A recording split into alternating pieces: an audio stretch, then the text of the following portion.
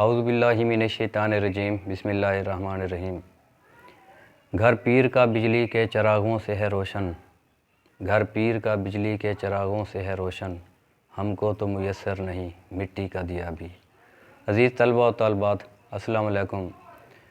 میں سیف اللہ نطقانی اردو جماعت نوم کے لیکچر 9 کے ساتھ آپ لوگوں کی خدمت میں حاضر ہوں۔ آج کا ہمارا لیکچر جملوں کی تکمیل کے حوالے سے ہے۔ یہ سالانہ پیپر کا سوال نمبر 9 بالکل آخری سوال ہوا کرتا ہے، تو آئیے دیکھتے ہیں کہ سوال کیسے آتا ہے اور اس کے حل کرنے کا طریقہ کیا ہے۔ تو دیکھیے سوال نمبر 9، جملوں کی درستی کریں یا جملوں کی تکمیل کریں۔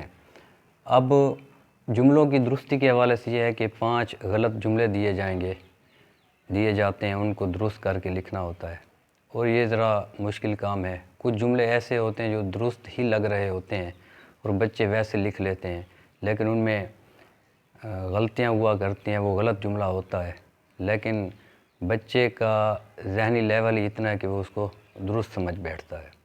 لہٰذا اس جملوں کی درستی والے سوال کو ایک طرف رہنے دیں، اسے حل نہ کریں، ایک طرف رکھیں اسے، بلکہ آپ لوگ کیا کریں گے، جملوں کی تکمیل کریں گے۔ یہ پورے سال کے 43 یعنی 43 ہوا کرتے ہیں، اور ان 43 ضرب الامثال یا جملوں میں سے 5 جملے دیے جاتے ہیں جو نامکمل ہوتے ہیں، ان کو مکمل کرنا ہوتا ہے۔ تو دیکھیے جیسے جملوں کی تکمیل کریں، ایسے سوال ہوگا، جملوں کی درستی 5 غلط جملے ہوں گے یا جملوں کی تکمیل کریں۔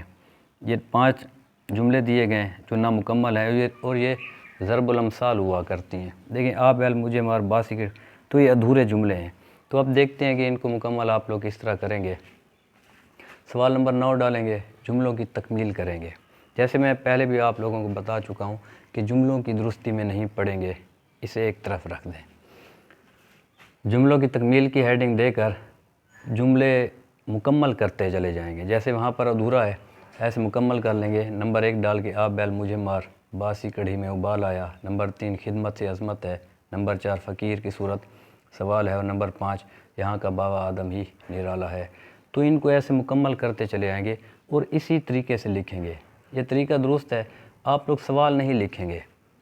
اکثر میں لیکچر میں بتایا کرتا ہوں کہ جب کسی بھی سوال کا جواب لکھ رہے ہوں تو سوال نمبر کی ہیڈنگ دیں، سوال نہ لکھیں اور جواب شروع کر دیں۔ تو یہ آسان سا طریقہ ہے، اور یہ 5 نمبر پر مشتمل ہوا کرتا ہے، یعنی 1 نمبر کی 1 ضرب المثل ہوتی ہے، تو 5 ہیں یہ 5 نمبر۔